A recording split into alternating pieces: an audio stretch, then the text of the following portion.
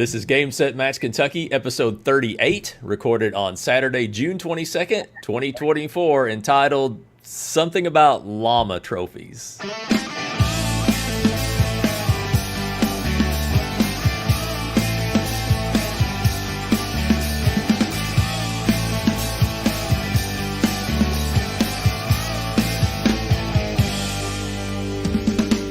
Hey everybody, it's time for another episode of Game Set Match Kentucky, where we talk about all things related to the Central Kentucky Tennis Series and probably a whole lot more that you never asked for. We're recording on Saturday, June 22nd. I'm Chris Godby, the chairman and one of the founders of the CKTS, where the lines are good and sandbagging is for golf. I'm here at Studio C, also known as my work office in Russell Springs, Kentucky. Chad Young is in Studio B in Scottsville.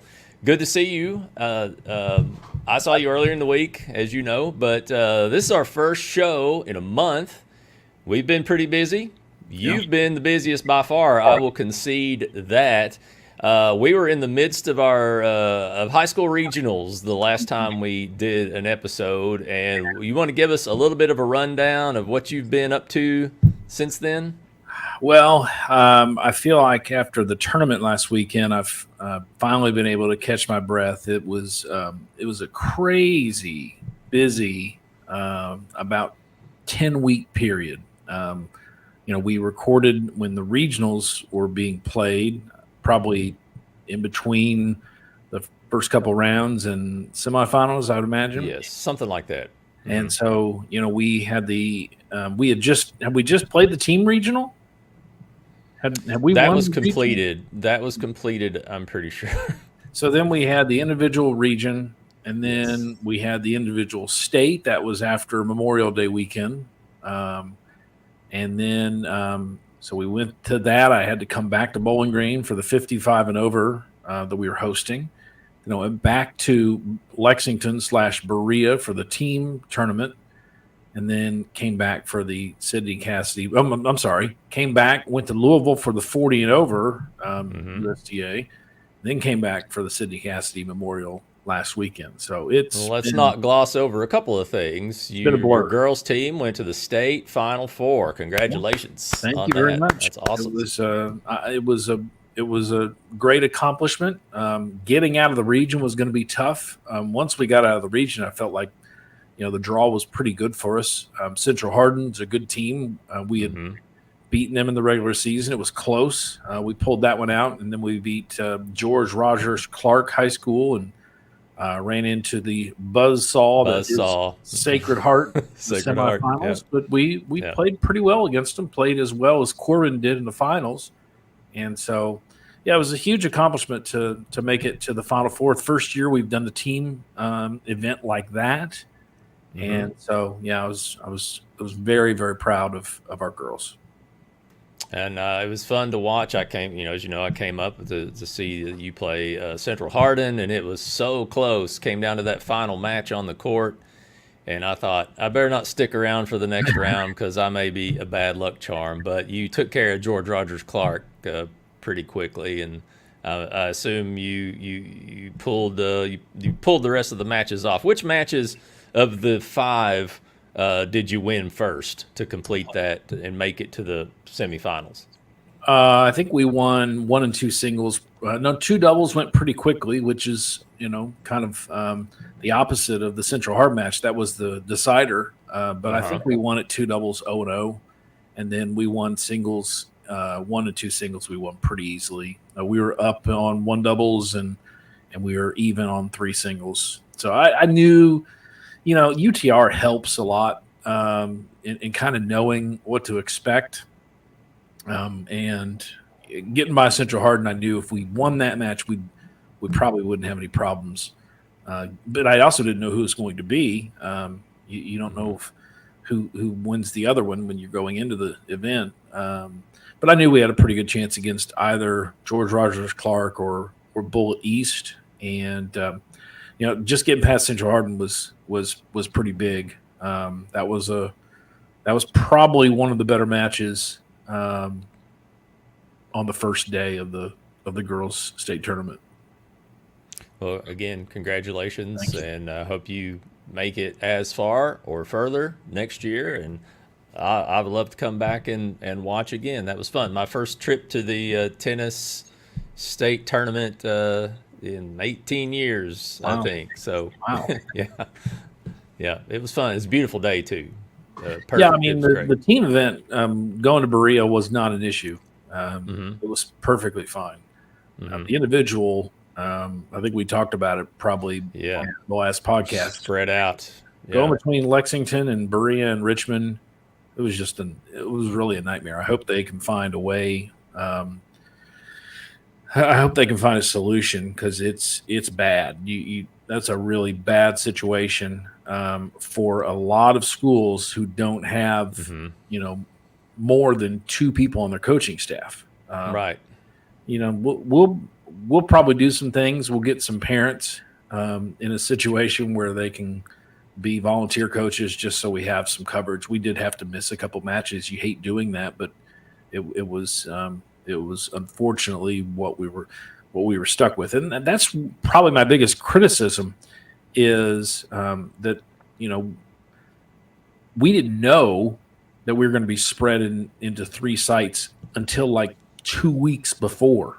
That's way late in the game. Didn't give a lot of schools time to prepare for that. And let's not forget, just a few weeks ago, your 40 and over men's team. Right. That's right. The team, or it wasn't your team, but you were on the team. Yep. It's Brad Hale's team. Brad Hale's team. Shout out, Brad. Absolutely. Captain did a great job. We have lost in the semifinals the last 2 years. And we were in the same position we were in last year, where we went undefeated in pool play and made it to the semifinals, and we lost last year. Lost a couple 10-point tiebreakers. And so we were able to win on Sunday morning. We played at U of L, and then played a team from Henderson in the final. And we had split with them on Friday in pool play, and it came down to sets 1, and we split again in the final, and it came down to sets 1, and so it was very rewarding. We've been very close the last couple of years, and to finally pull it out was a pretty big deal for everybody. Well, congratulations. Thank you. You're getting to coach a lot, and you're getting to play a lot over the last 30 days. It's hard. And, I'm sure it was very hard on you. Like you said off camera a few minutes ago, you haven't unpacked some of your bags yet. Right. So that's right. It was. I mean, we went, Louisville, Lexington, Bowling Green. I mean, we just kept going back and forth. I'd be home for a couple days, and I'm just not used to traveling that much. A lot of hotels. Yeah. A lot of meals on the road. We stayed at fast food, I bet. Yeah. That's the worst thing is just I ate terrible. But you don't sleep very well, and you don't eat very well, and it's not very good for your health. And I wasn't really able to play as much as I really needed to because of the high school tennis season. And you try to play a little bit, but I played okay at state. I wasn't great, so I don't have as much on the plate for the next month. So I'm hoping to get myself in good playing shape for sectionals next month. So it's been a while. It's been about a month since our last episode. We had just completed the Sydney Cassady Memorial Tournament, and we're going to talk about that in just a few minutes. I wanted to show a recent photo actually taken this morning of the progress on Studio A. I guess this is a tradition now, a few episodes in a row. I'm just going to keep showing photos, and then one day it's actually going to be finished, and I will shoot an episode in there. So there you're looking at a picture of the current status of Studio A, and it still has a ways to go. It looks good. The drywall looks great. More good news is that I've been able to play just about as much as I want to on my right foot. So very good. I don't really pay for it the next day. Sometimes if it's on a hard court, I can kind of feel it a little bit when I first get out of bed the next morning on the foot. But, other than, getting back into shape and trying to build my speed back up, I'm enjoying playing. So looking forward to playing more. And we have some opportunities for all of us to play more that we're going to announce in just a little while. But today on this episode of Game Set Match Kentucky, I want to lead off with a correction from the last episode. So I titled that episode Membership Freedom, and alluding to there not being any memberships in CKTS anymore.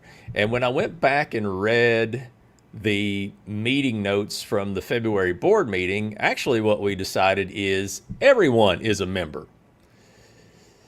So however it's worded, it works out exactly the same way for players. But I misspoke, and I wanted to clarify that we're really not membership free, because everybody that plays one of our tournaments is in essence a member of the CKTS. And then, you have the TourPass option as well for a deeper discount and priority entry in crowded events. So everybody's a member. And your membership fee is built into the registration fee for each tournament. In essence, yes. In essence, your entry fees are part of the membership, and so there you go. I just wanted to clarify that, because when I went back and made board meeting notes from that meeting, I was like, "Oh, I got that wrong on the podcast," and I would like to clarify that. So everyone's a member. What people may not have realized is your membership fee supported the CKTS as a whole. The website, the registration form, all that stuff, the T-shirts. And so you're still supporting the CKTS through your entry into the tournament. But the biggest thing, like we talked about, is we want everybody to be a part of the CKTS. And some people maybe weren't clear about what that was, so they chose not to. So now there is really no option. If you play a tournament, you're part of the CKTS. And you mentioned T-shirts, so I'll go ahead and ask, for anyone wondering about T-shirts, we're at kind of a wait and see on T-shirts. See, are we going to be able to fund ourselves with this new plan? And can we afford T-shirts with this new plan? We're trying to keep our costs for you, the players, as low as we can to get everybody to play. So we're just going to have to wait and see. I don't know. We may offer a shop where you can choose to buy something if you want to wear our gear. We don't know. We're really busy right now with a couple of new tournament directors and some new features on the entry form. And, Chad's busy. I'm busy. And we're just kind of in a wait and see on that. But, hopefully you're going to enjoy the tennis. And that's the most important thing. Yeah, I mean, you're getting plenty of T-shirts if you're playing a lot of tournaments. Oh, yeah. You're basically getting a T-shirt from almost every tournament that you play. And, if you're like me, you've got too many of them right now anyway. So, and if you're like Chad, you have so many shirts that you haven't unpacked all of them yet. That's right. That's right. That's exactly right. This program is sponsored by Family Medical Centers. Family Medical Centers is a community health center with more than 225 locations throughout South Central and a portion of North Central Kentucky in 33 counties. Chad, I don't know if you're listening, but those numbers are up from before, because I got an updated copy from Family Medical Centers. 225 locations, 33 counties, including Warren. Anyway, they provide complete primary care services, but they also offer pediatrics, OBGYN, oral health services, school-based health centers, behavioral health services, mobile optometry services. That's hard to say. Mobile optometry services. There we go. Substance use disorder treatment, a pediatric wellness program, a workplace wellness program, a discount pharmacy program, outreach services, local scholarship opportunities, and more. Family Medical Centers has been recognized as a national quality leader by the U.S. Department of Health and Human Services. Check them out on their website at cumberlandfamilymedical.com, on Facebook at facebook.com/Family Medical Centers, and on Instagram and Twitter at Cumberland FMC. We'd also like to give a big thank you to Cumberland Family Medical Centers for renewing their sponsorship of this program. So let's go to let's talk about some tournament results. We'll do the Sydney Cassady Memorial. That's our most recent tournament that just completed on June 15th and 16th in Bowling Green. Chad was the director of that tournament. How do you think it went? I think it went really well. It was very, very hot. And as a tournament director, sometimes if nobody has to go to the hospital, it's a successful event. Because unfortunately that happens, and there's not a whole lot you can do. A lot of it really is the responsibility of the player, but you can offer some things like water and shade and wet towels, and we were able to play a lot of semifinals on Saturday when the weather was a little better, and so that meant we I wanted to say probably in 3/4 of the divisions, we were able to just play a final on Sunday. There were others that are just too big. We've got to play a semifinal on Sunday and the final on Sunday as well. And so I think that helped. It allowed me to get more people playing in the morning on Sunday. And we had some folks retire, and I'm really glad when they do that. I think tournament directors, are never going to be upset if somebody pulls out because they're just going in the wrong direction with heat. Sure, you got to make the right decision for yourself on that. Because I didn't mean to laugh either when you mentioned taking anybody to the hospital. It just kind of caught me off guard when you said that, so I just sort of giggled. But yeah, it is a serious thing. Yeah, heat. And if you try to just stick it out, you can be in really bad shape, and it's hard to recover. And it's just a downward spiral. So we did have some retirements, but our numbers were okay. But we had. I'll just tell you, it crossed my mind in my doubles match. Yep. Like it was almost time for the third set tiebreaker, and I'm like, I don't know if I can do this. I don't know if I'm not used to this. I mean, especially since I didn't play at all last year, and it just got hot on us out of nowhere. And it's something that did come to mind, and even my doubles partner Trina said, "Can you play? Are you okay?" And I'm like, "Yeah, I'm all right. I'm all right." Yeah, so I didn't mean to cut you off, but I just had that thought.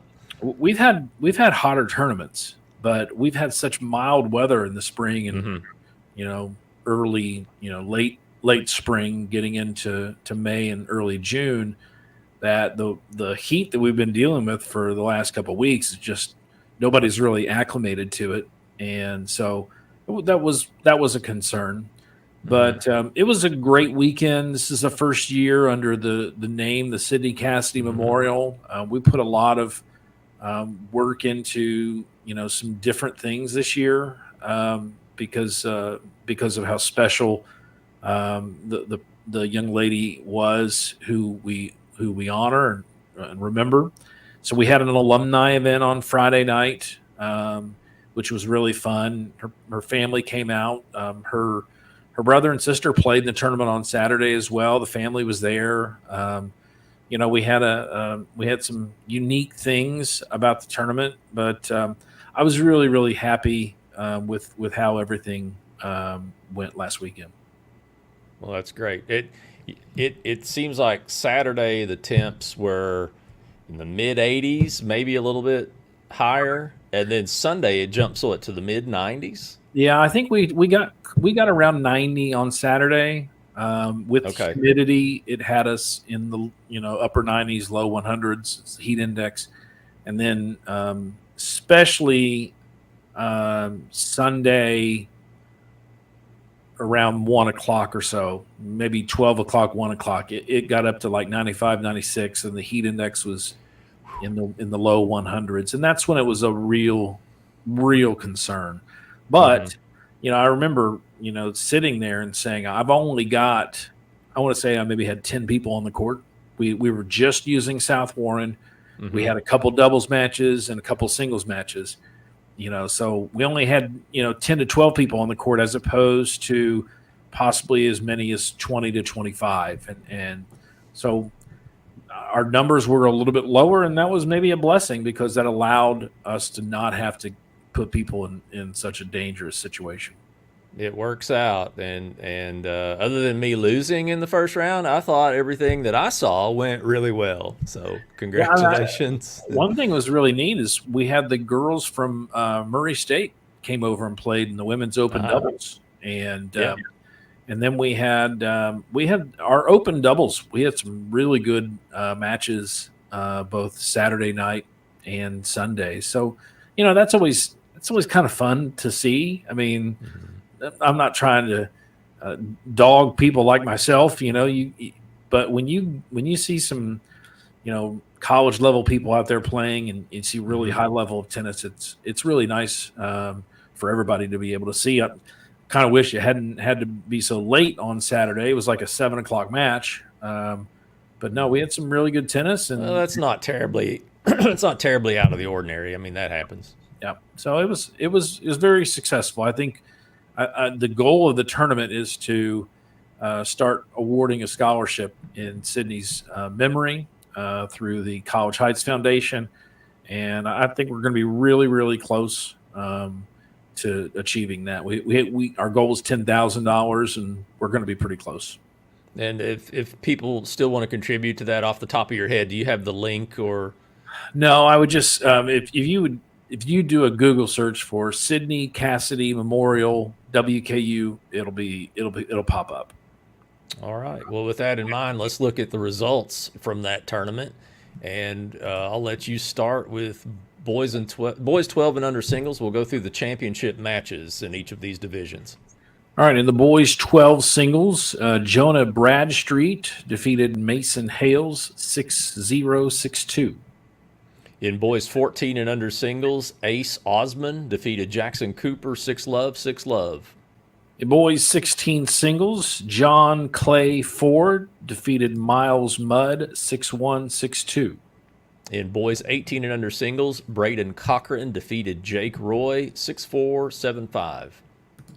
In girls 14 singles, it was a round robin, and the winner was Abigail Joyner, and the runner-up was Lily Feria. In girls 16 and under singles, Joanna Zhang defeated Claire Riney 6-4, 6-2. In girls 18 singles, Arden Deathridge defeated Addison Hales 6-0, 6-1. Oh, a teammate showdown, huh? That's right. All right, next is boys 18 and under doubles, and in that final, Jackson Donovan and Paxton Ebbets defeated Jake Roy and Carson Donahue 6-2, 6-2. In girls 18 and under doubles, it was Ava and Emma Walker defeating Lauren Bragg and Aaron Riney 7-6, 6-2.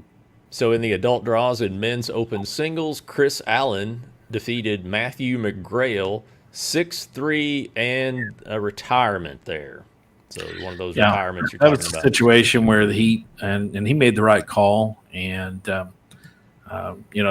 other bad thing, a little side note there is what I've learned over the years with the Heat is, sometimes people are in, rough shape, and then we get them in the shade and they're okay, and we get fluids in them and they seem to be okay. And then they go somewhere. They go to a restaurant, eat. That's happened. They go home. Air conditioning. And then all of a sudden that full body cramp comes on. They can't get out of it. And they have to go to the hospital and get some fluids. And so he was going to drive back to Louisville, and that really was kind of concerning. And so I'm glad to hear he made it out okay. But that was one that was in the heat of the day too, and he probably made the right call. In men's C singles, Gregory Bernard defeated Larry Kohler 6-1, 6-1. And in men's B singles, Isaiah Butler defeated Joshua Morris 6-1,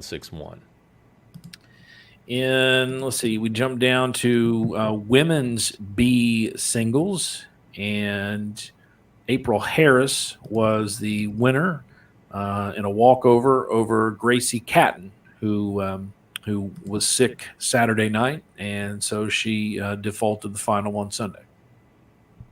All right. In men's open doubles, looks like we had a great final here. Owen Brown and Harris Shabazz. Am I saying that right? That's correct. Okay. Great. Got it first try. Defeated Jackson Donovan and Justin Ham in split sets. It was 4-6, 7-6, 7-3 tiebreaker, and then 10-8 in the super tiebreaker. What a match. I wish I could have seen that one. Was it on TV? Was it on It was ESPN? not. Maybe it should have been. In men's C doubles, it was Brady and Richard Jackson defeating Charles and James, or it's Jameson, right? Let me jump back to that. I'm not on that page. Let me jump back to that. So Charles Roberts is Jameson. Jameson, yeah. Okay. Goes by his middle name. And his father is James. Yeah. So the Jacksons beat the Roberts 6-4, 6-0. And I think that's father and son versus father and son. Am I right? I believe you're correct on that. Yeah.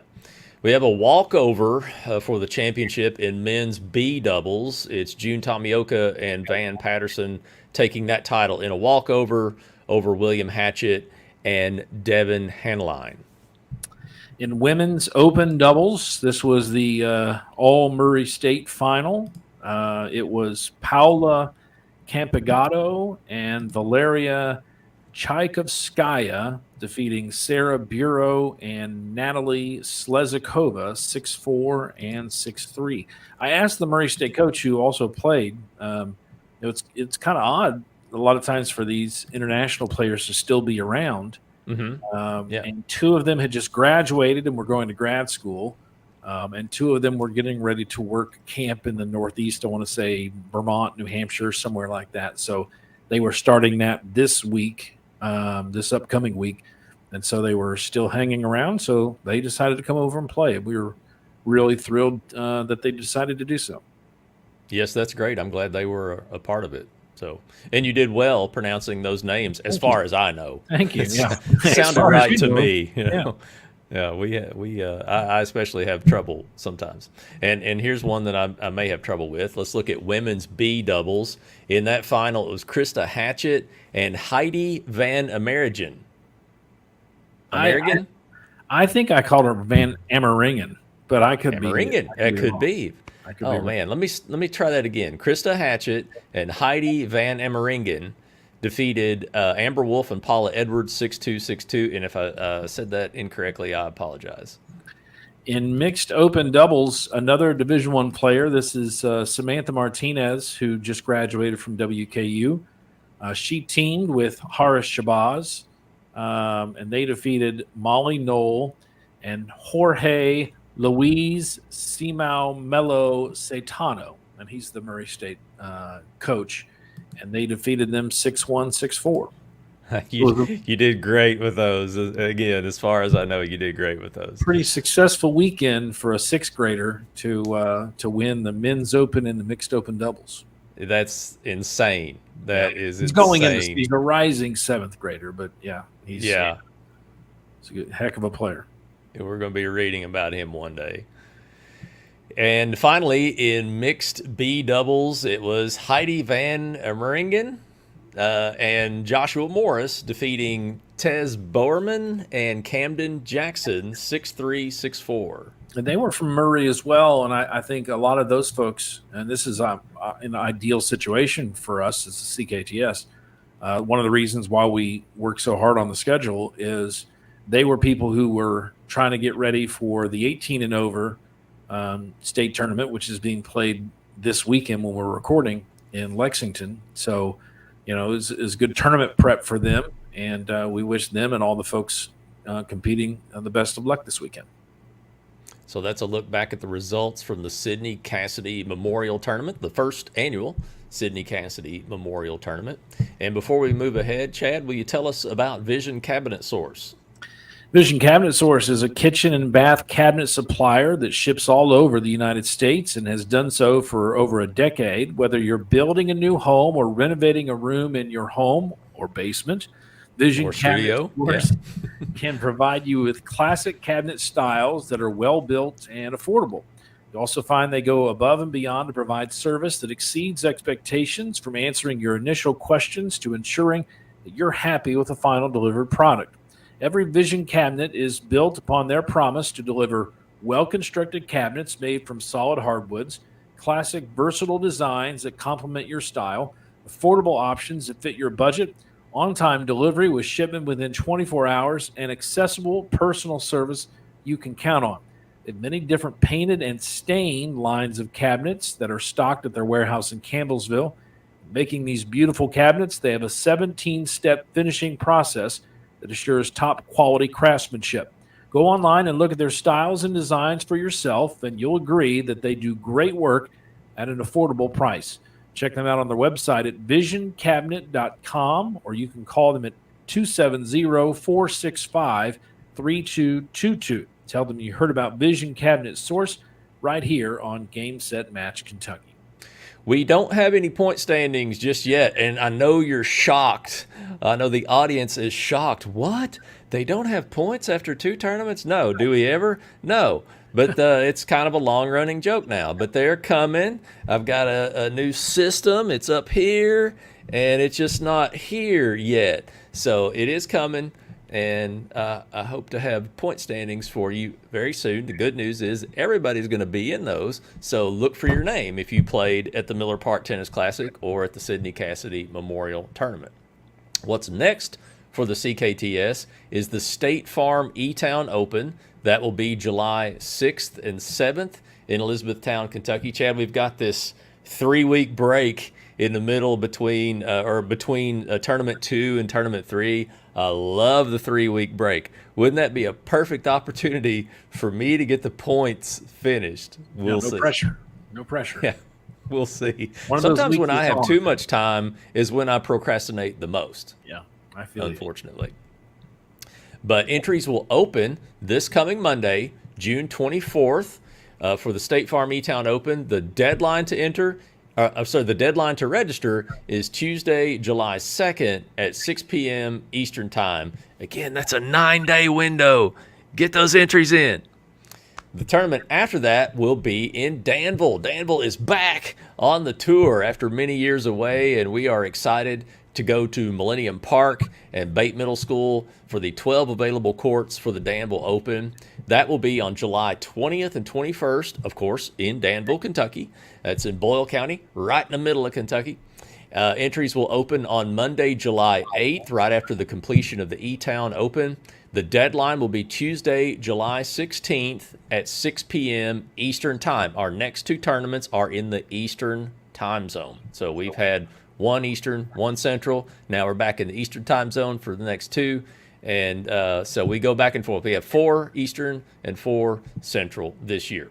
You can visit cktstour.com to register and to see our complete tournament schedule, which, Chad, is already going. It's hard to believe we've already had 2, and we have 6 left, and they're going to be over before we know it. I mean, once the season gets going, it seems to really go quickly, doesn't it?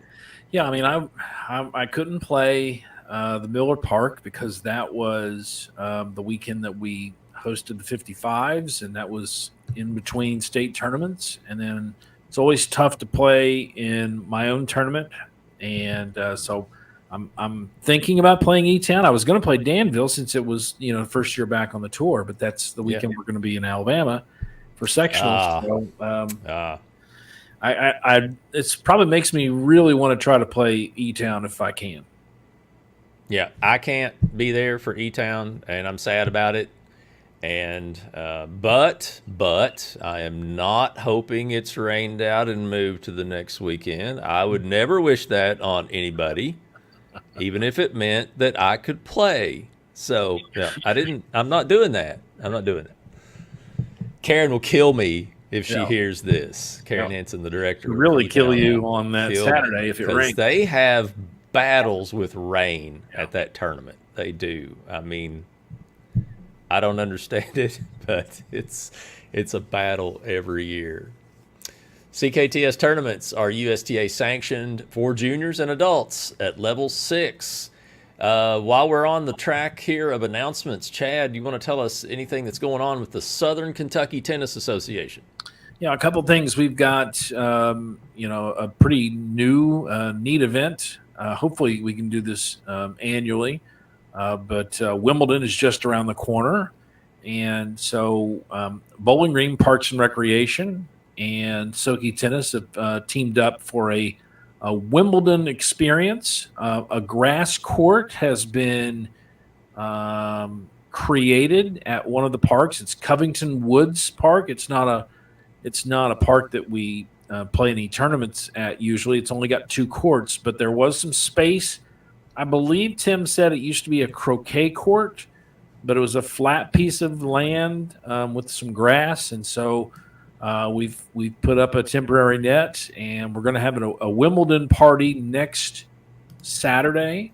That's the 29th, and there's going to be an adult clinic at 11:30 and a kids clinic at 12:30. There's going to be food and some door prizes and whatnot, but just kind of an opportunity to get out there and play on grass.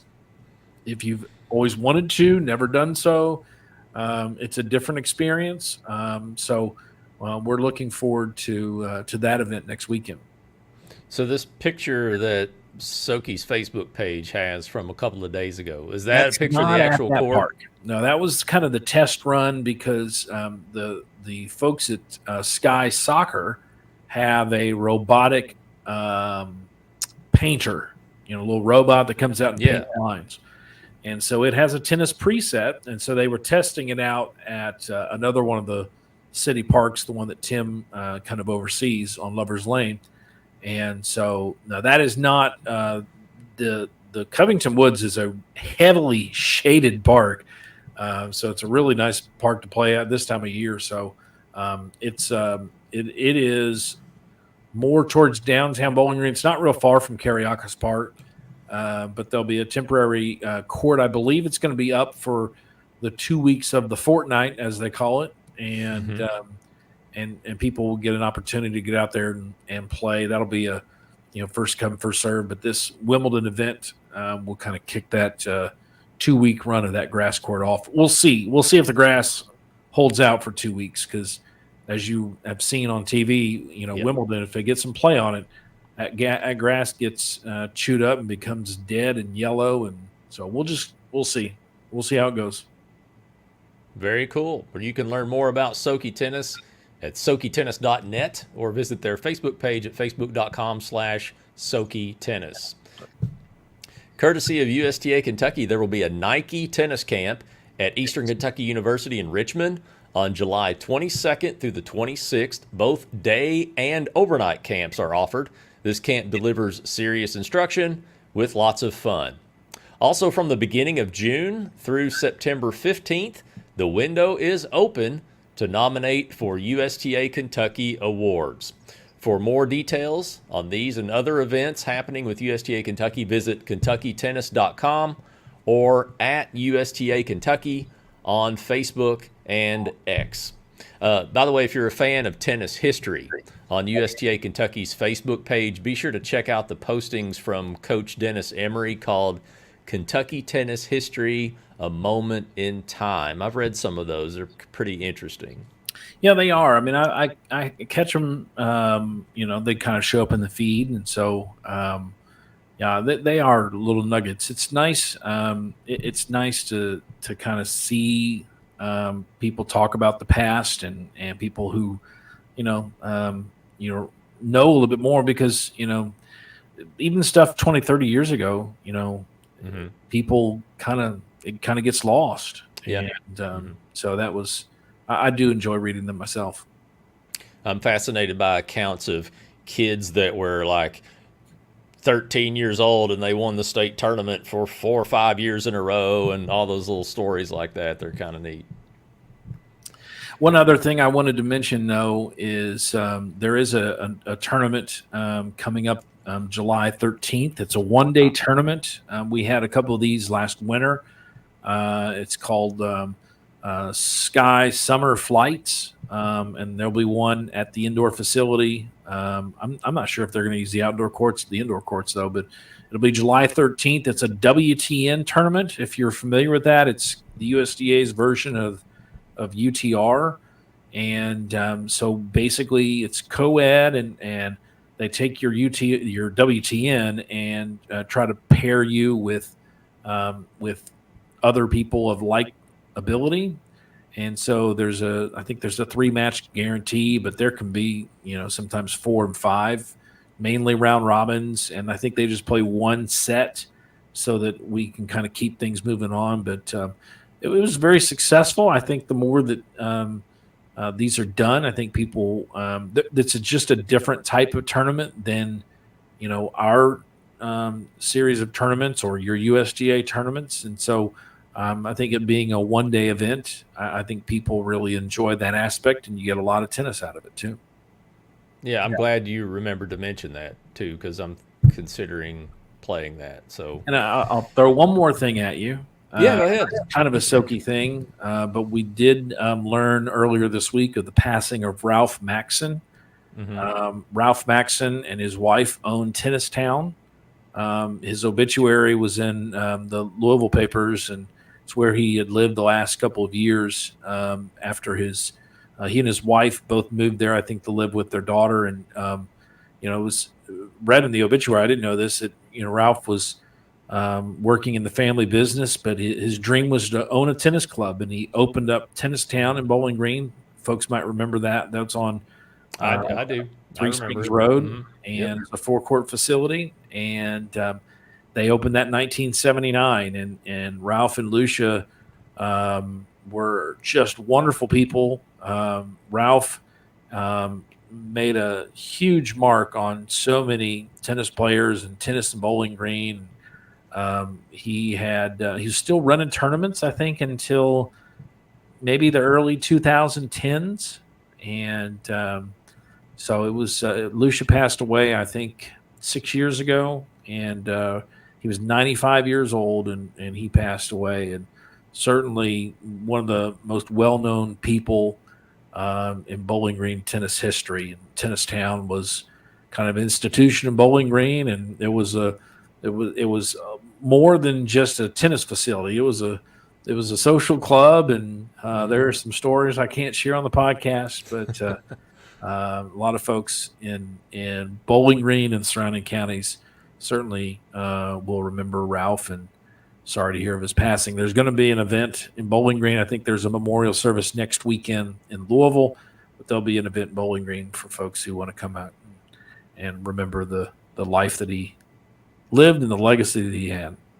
If you have some events that you would like for us to announce on the program, you can email those to info@gamesetmatchky.com.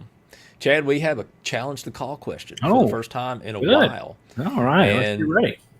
Here we go. So the question is, and this has surprisingly come up more than once.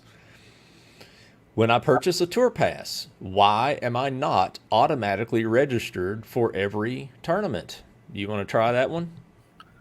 Well, just because you purchase a TourPass doesn't necessarily mean that you want to play in every tournament, does it? It does not. That'd be the first thing. I mean, people do have there are very few people who play all 8 events. Very few. Very few. And it's difficult, with all the conflicts that people have. So, I mean, that'd be my first. You wouldn't want to be automatically entered into a tournament, then, be a no-show, right? Right. We don't know which tournaments you can make it to or not. Or which events you might want to play too.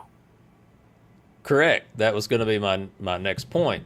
Maybe you're playing only singles in the first tournament, but what are you? Are you playing open singles, B singles, C singles? If you're a kid, what ages do you qualify for? Are you playing doubles or not? So it would be really strange to automatically enter someone in anything just because they purchased a TourPass. We have people that buy TourPasses that play only 2 or 3 times. They're not quite getting their money's worth. You're going to get that at 5 tournaments probably. And so maybe you play 5 or 6 or 7 or 8. We don't know. And we don't know if you play doubles all the time, but maybe one of the tournaments your doubles partner can't play and you couldn't find another partner. We're not going to automatically put you in a doubles division that you may not be able to play. So buying the TourPass is essentially your entry fees, but it doesn't enter you in anything. You still have to register. When the window opens for a particular tournament registration, you still need to log into the website, go to that entry form, and say, hey, in this tournament, I am once again going to play men's B singles, but this time I'm also going to play men's B doubles, because it's not going to be identical entries for anybody every time. So that is why those reasons are the main ones why you're not automatically registered when you purchase a TourPass. And this has come up this year, and it's come up about once a year. It comes up over the last few years. I get that question. So I hope this explains. And a question I get a lot too, it's usually people who maybe are local players or out-of-town players who don't play a lot of CKTS events. If you are wanting to play a CKTS tournament, you have to log in to the website. You have to go to the website and you have to log in. And I get a lot of people who say, I'm at the website, but I don't see a registration form. And I'm like, well, you have to log in. Once you log in, then that registration form not only pops up at the bottom of the tournament page, it also populates all your information into that registration form. Maybe not all of it, but close. A lot of it, yeah. A lot of it. Mm-hmm. And it also only allows you to enter tournaments for which you're eligible. And I think that was maybe in place at the end of last year, but that's a helpful thing. Because, I probably had 3 or 4 people who were signing up a child, and they entered them in the open divisions by mistake.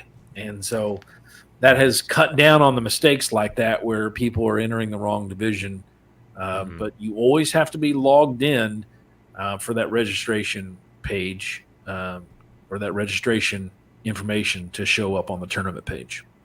And along the same lines, everyone needs their own login. Even if it's a child and the parent's going to register the child, set up a Gmail for them. They need their own email address. An email address is unique to every player. So a username and an email address, they need their own account. And so if I, as a parent, am registering for a tournament and then I want to register my son to play, I've got to log out and then log in as him or let him do it. But it's separate logins for everyone. So we had, once upon a time, there would be parents would get on, they'd log in once and they'd sign up the whole family. But now that we've connected demographic information to each player to pre-populate when you log in, that necessitated the need for separate logins and separate individual accounts for each player. So, and it seems to be, knock on whatever surface this desk is, I don't think it's wood, but it seems to be working okay. So that's a challenge the call question. We haven't had one in a while, but please keep them coming. If you want to challenge the call, you can email us at challenge@gamesetmatchky.com. Well, we've been on for a while, but that is going to just about serve out another episode of Game Set Match Kentucky, and I want to thank everyone again for watching or listening. You can subscribe to this podcast, as always, with any major podcast app on your mobile device. And also, I fixed the podcast feed. There was something going on where it was only bringing out the 10 most recent episodes. That was just a little setting that I missed somewhere. Now you can go all the way back, all 38. This is 38 episodes. If you want to go back and hear how bad I sounded in 2018 and how pitiful this show was until Chad became a permanent co-host, then you can go back and listen to all of them since 2018. So I fixed the feed, and now you can listen to any of them. And you can review the podcast too, as always, in your podcast app or in the podcast app on your computer. We'd love for you to write us a short review and give us a 5-star rating. You can go to GameSetMatchKY.com, and you can go all the way back to that very first episode now. You can go also to Facebook at facebook.com/GameSetMatchKY. Or search on Facebook for Game Set Match Kentucky, the podcast. We're also on X at Game Set Match KY. The CKTS is on Facebook at CKTS Tour and on X at CKTS Tour. Chad is on X at Chad Young Tennis. I'm on X at Chris Godby. We're also, I said this before, we're on Instagram now. I'll confess, I don't really know how to use it, so some of my posts aren't showing up. I'm too old for Instagram. I know I don't see the point of it, but, the kids like it, so I'm using it. And we are on Instagram at Game Set Match KY and at CKTS Tour. Our YouTube channel is youtube.com/at Game Set Match KY. I also messed that up, Chad. The YouTube channel. Our last episode didn't get on there, and that was my fault. I put in the feed wrong or something. I'll get that straightened out. So lots of issues to work through, personally, professionally, technically, tennis-wise. I got a lot going on. Lots a lot of issues. Yeah, I'll be the first to admit it. Thanks again to our sponsors, Vision Cabinet Source and Family Medical Centers. And there's that noise. Hawkeye says it's finally time. We are out. Are you sure? Are you sure? Are you sure? Yeah, one day we'll have Hawkeye at our matches, or I think we'll probably just skip that. We'll just have. Yeah. Say again. I've got that Swing Vision app. I haven't kind of tested out the instant replay line calling function of it, but might have to do that in the future, like for the championship match, and do that. Yeah, it'd be something. Yeah, I still want to borrow that thing and try that out sometime. So, well, until next time, who knows when that will be, by the way. But until next time, I'm sure that this is Chris Godby with Chad Young, and this has been Game Set Match Kentucky.